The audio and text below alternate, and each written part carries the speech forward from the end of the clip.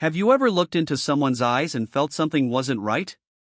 They smiled at you, nodded, even said they were proud of you, but deep down, a quiet voice inside whispered, they don't mean it. You couldn't explain why. There was no argument, no betrayal, nothing obvious. But something about their energy felt off. Their praise sounded empty.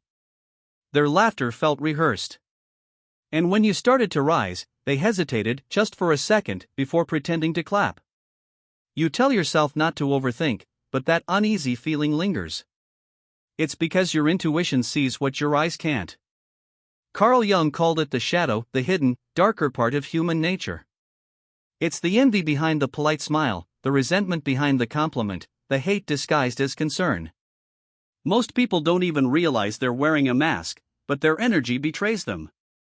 And if you ignore that whisper in your gut, you'll pay the price, not all at once, but slowly. It seeps into your peace of mind, your confidence, your body. Because when hate wears the face of love, it doesn't stab, it drains. It hugs you while pulling the life out of you.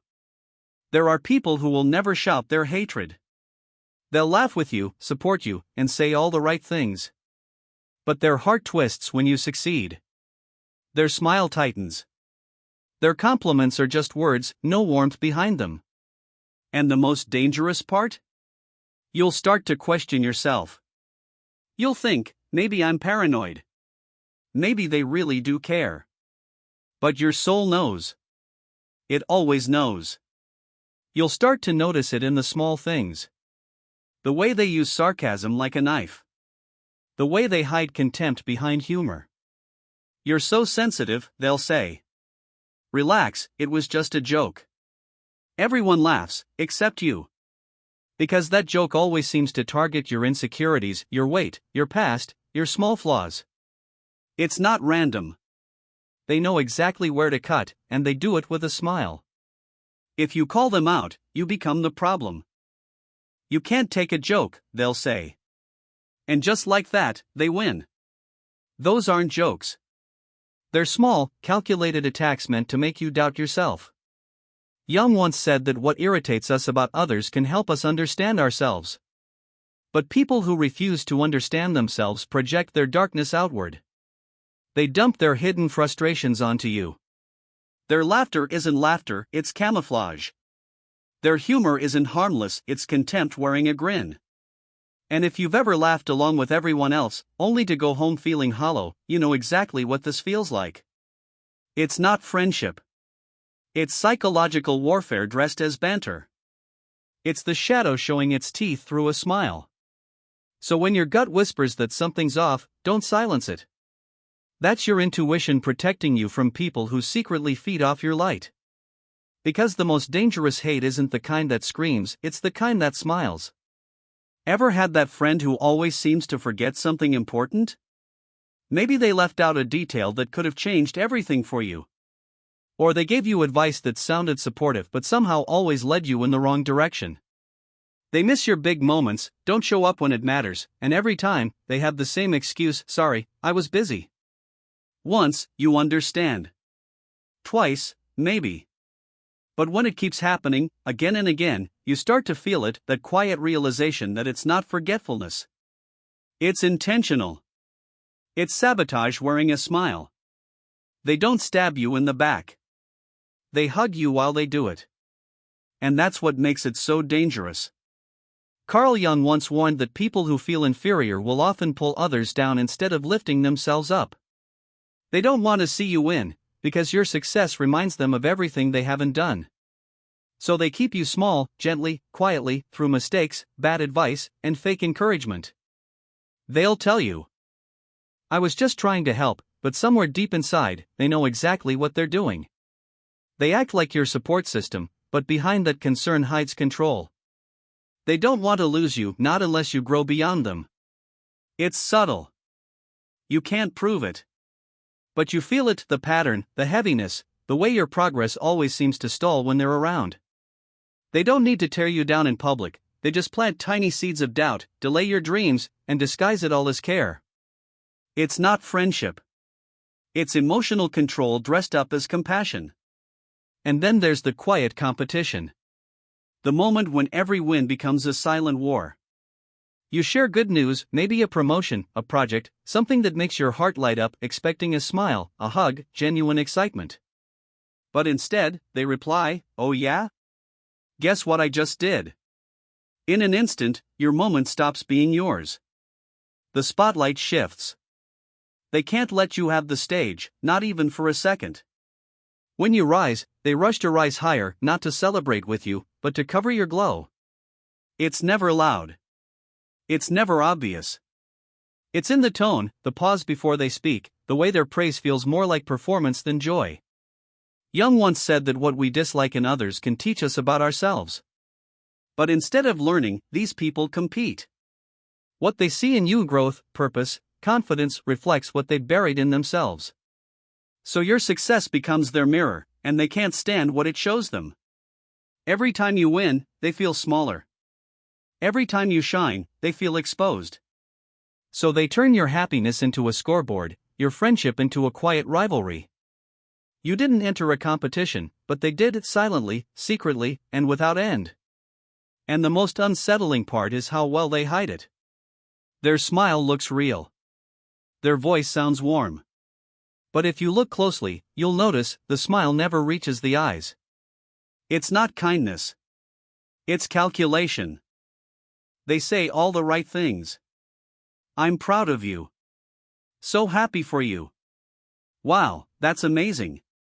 But your heart doesn't believe them. Something feels missing. Their eyes don't light up. Their tone feels empty. They say the words, but there's no warmth, no real presence. When it truly matters, they're never there. Real friends don't just talk about caring, they show it. They're there in your joy and your pain. They cry with you, laugh with you, and hold your hand when life hurts. But fake friends disappear. They're gone during your highs, silent during your lows, and when they do show up, their energy feels cold and distant.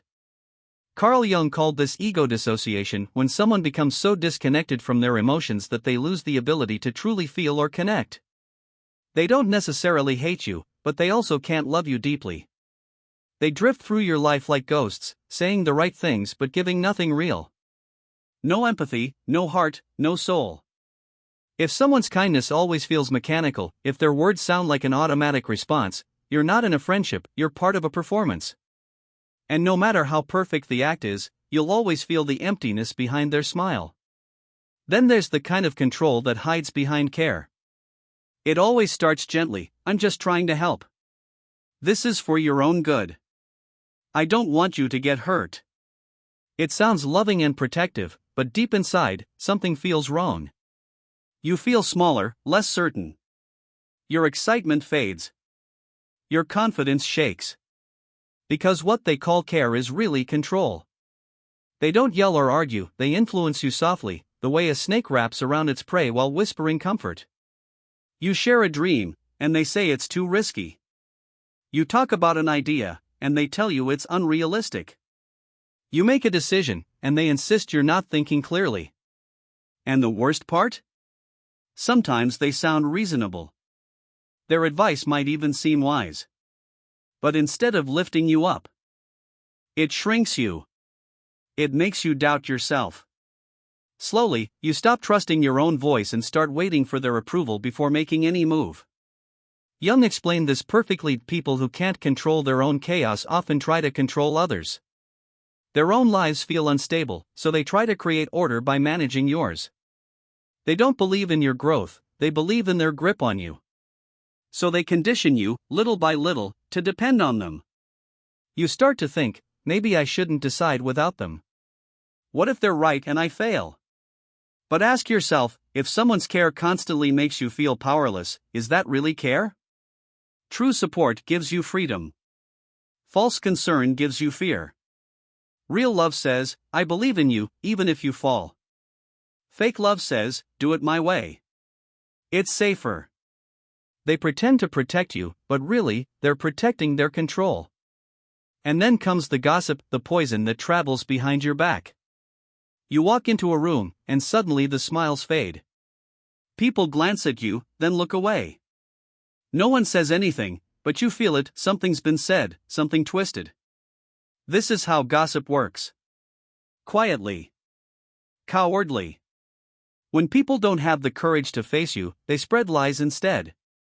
They don't attack what you've done, they attack who you are. They twist your words, question your motives, and plant seeds of doubt about you in others' minds. They do it subtly, never saying enough to be caught, but always enough to damage your reputation. Why? Because your light exposes their darkness. Jung said, "The brighter your light, the darker your shadow becomes in the eyes of others." Insecure people can't handle someone who owns their truth. Instead of improving themselves, they try to dim your glow. Your confidence reminds them of what they lack, your peace highlights their inner chaos. So they gossip, whisper, and manipulate. They stab with words you'll never hear and then smile like nothing happened. But remember, gossip reveals more about them than about you. It's not your reputation at risk, it's their character. People at peace don't need to destroy others. Those who refuse to face their own demons project them onto you. So when you sense the coldness in a room, don't panic. Their whispers aren't your shame, they're their cry for help. And your silence, your calm, will always speak louder than their noise. Then there's the quiet pain of success. You notice how some people were there when you were struggling, when life was messy and you were down. They comforted you, listened to you, supported you. But the moment you begin to rise, when things start going well, when you finally win, they disappear. No celebration, no joy, not even a simple "I'm proud of you." You send them your good news, and they reply with a flat, "Cool." You tell them about your new job, your progress, your goals, and all you get is silence or half-hearted smiles. It hurts because you realize they liked you better when you were beneath them. They were comfortable when you needed help but uncomfortable when you no longer did. Your success threatens their sense of control, their illusion of being above you. They can't celebrate your light because it exposes their shadow. That's when you finally understand, not everyone who walks with you wants to see you win. Some only want to see you stay where they met you. They nod and say, "That's amazing," but you can feel it, the coldness behind the words. Their smile fades too quickly, their tone feels flat, and their eyes never light up. You feel that emptiness deep inside because once, when you were struggling, you were no threat. Your pain made them feel better about their own life. You were relatable. But now that you're growing, healing, and shining, you remind them of everything they're not. Your success makes them uncomfortable. They might pretend to be happy for you, but their energy never lies.